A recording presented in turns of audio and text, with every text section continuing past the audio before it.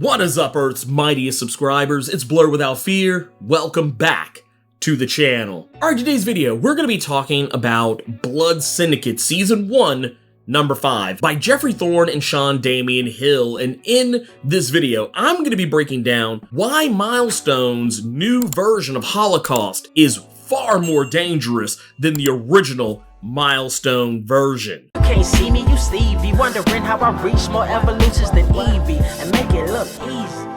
Okay, so this one, I'm not really going to talk about everything that's happening in this book because honestly, it's kind of just one big fight scene and one that doesn't even really involve the Blood Syndicate. The Blood Syndicate don't actually appear in this issue until the very end of it. This is almost like a Icon and Rocket Season 1, Number 7. It's almost what this book feels like because most of this book centers on Holocaust, but the heroic characters that we see in this book are mostly Icon and Rocket. But I think this is for a good reason, even though I was a little sad at the fact that the Blood Syndicate didn't feature in any of this issue until literally the very last page. We learn a lot of information in this issue about what Holocaust has done. I even kind of mused about who else would he possibly have under his payroll now that he is the king in the DakotaVerse right now. We discovered that characters like Boogeyman are already working for Holocaust. A character I've brought up on more than a few occasions was a white gangster or wannabe gangster who passed himself off as black whenever he transformed into a were-rat form. The original Boogeyman was a character who was a more heroic character. This version of Boogeyman is actually working with Holocaust. We also see old Milestone cult favorite Bubba Brown, aka Bubba, who also was a character who appeared in quite a few Milestone comics and was also more of a villainous character even back then. In the original Milestone comics, he was actually a member of the original Blood Syndicate, but then later joined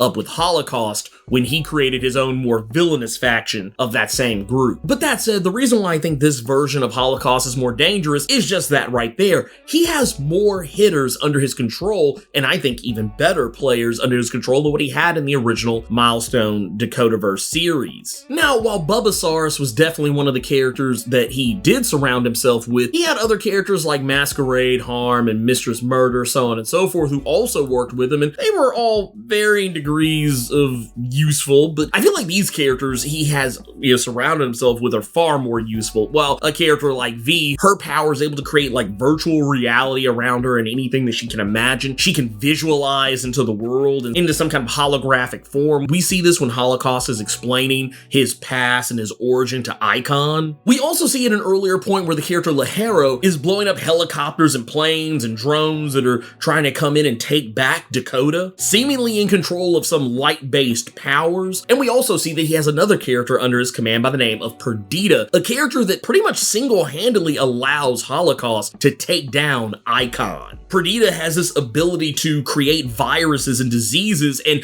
despite Icon being an alien, that doesn't mean he doesn't have the same ailments that a normal human would. He gets sick just like anybody else, and Perdita is able to concoct some manner of virus that's actually able to take him down. It doesn't kill him, but it definitely makes him wish that he was dead. And while even Holocaust knows that this is only temporary, he knows that at some point, if he can keep Icon down, Perdita will eventually figure out a way to create a virus that can actually kill him, despite Icon being a shapeshifter who can change his physiology at will. It's not only that, though, that makes Holocaust incredibly dangerous, it's also his childhood that makes him incredibly dangerous. And it's one of those situations where I feel like what Geoffrey Thorne's trying to do here is that he's not trying to make you feel sorry for Holocaust, but he's just trying to show you that he is a product of his environment, the whole nature versus nurture thing, that his parents, or particularly his father, was terrible to him, that you pretty much get the impression that his dad used to beat the shit out of him and at the very least made him do terrible things in order to punish him whenever he spoke back. We see this earlier in the book where a pit bull that they were using for fighting didn't win a fight. And whereas Holocaust wants to take care of the dog and keep him and of course still love him despite the fact that he was being used for fighting and the fact that he lost, his father doesn't want to keep him, and instead of killing the dog himself, forces Holocaust to do the same. This is that watershed moment that shows you where where Holocaust came from. We see it later that Holocaust doesn't really respect friendships or family or close personal ties. When he gained his powers to control and manipulate fire, one of the first things he did was kill someone who he was close with, the leader of the gang that he was a part of, someone who was his friend. And he kills him without even so much as batting an eyelash, because from a young age, this guy was taught to not value those kinds of ties. Another thing I find that makes this version of Holocaust incredibly dangerous is because while yes, some of the things that I just mentioned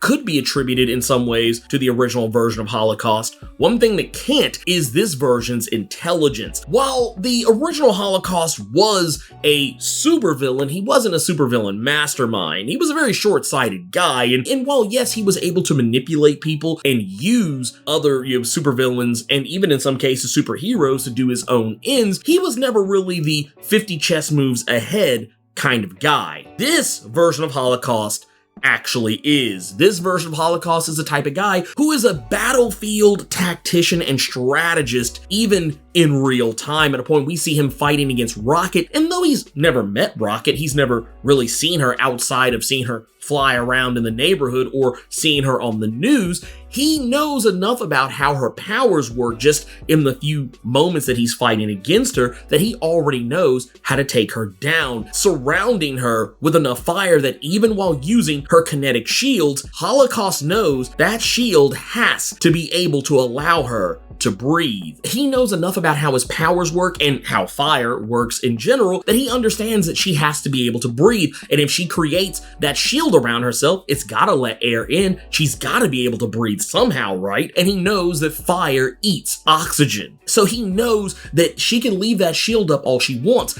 It's not gonna stop him from eventually killing her. She can either let the shield down and let him burn her alive, or eventually she'll just suffocate. Either way, Holocaust wins. And the only thing that really saves her in that situation is intervention by Icon. And even like I said earlier, he had a plan for Icon. That wasn't something that he just told Perdita to do on the fly. This was something he had planned for. He knew at some point this moment would come, and even though he wasn't prepared to fight Icon today, he had already thought ahead as to when he would fight Icon eventually, hence why Perdita had already cooked up a specific virus to take Icon down that moment, despite the fact they really had no designs on fighting him right away. The original Holocaust would not have thought that far ahead. This guy has, I would almost dare say, Batman levels of forethought, and that's crazy to see in a guy that's this absolute gutter. And I love it. I love seeing stuff like this because one of those deals where when you see characters like Holocaust, guys that are as grimy and as gutter as he is, just the type of guy that police see, like as we see in this issue, who just automatically see him, assume he's a thug. They assume that that makes him stupid. But no, Holocaust is a cerebral assassin. And I'm gonna say right now, I don't give a damn about that original version of Holocaust. This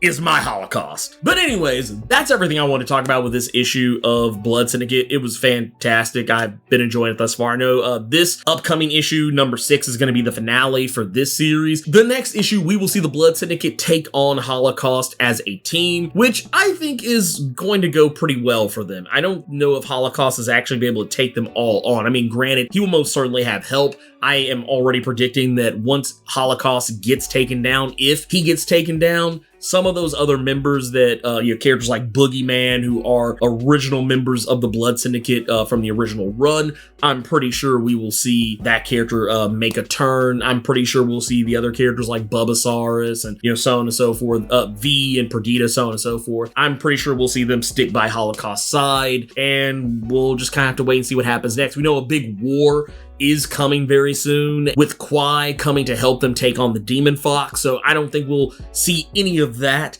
anytime soon. I think that's going to be, future season stuff down the road, but who knows? We'll just have to wait and see what happens. If you want to know more about the original Blood Syndicate, check out this video up here, and if you want to know more about the recent events involving Icon and Rocket, check out this playlist right here. In the meantime, let me know what you thought about Blood Syndicate Season 1, Number 5. Keep it plus ultra, and sound off in the comments.